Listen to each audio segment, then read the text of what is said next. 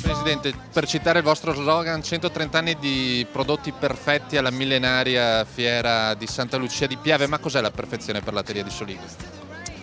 Ma diciamo che se parliamo di un prodotto perfetto come il nostro fondatore lo aveva immaginato a quel tempo, perché è nel nostro statuto produrre prodotti perfetti, vuol dire qualità, sostanzialmente pulizia, bontà, sicurezza.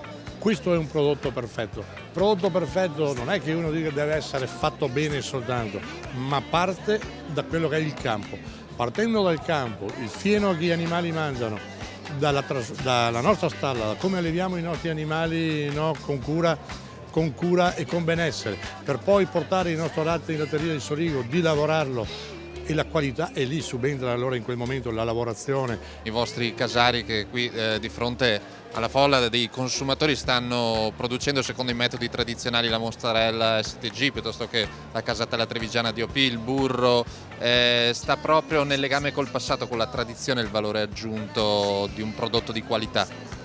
Sì, ma poi no, bisognerebbe anche spiegare al consumatore che non è che cambi tanto, no, da fare il formaggio in una piccola caldaia come la tradizione o quando si entra in una latteria che è come una sala operatoria, no? Ci sono soltanto delle caldaie più grandi, ma sostanzialmente i principi sono quelli: latte, sale, caglio.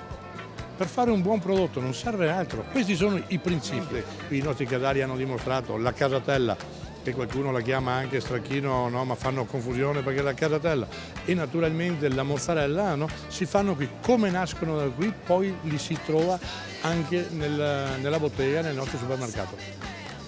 Prodotti sani, semplici, di qualità, è questa la formula vincente del Made in Italy?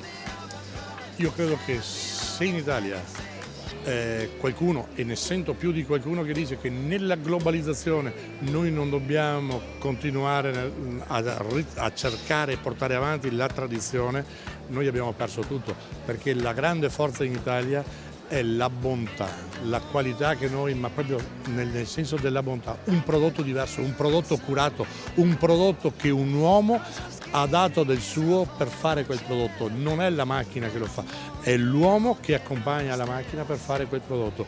Ecco che noi abbiamo dei prodotti meravigliosi, con quello che ho detto prima, dei prodotti perfetti.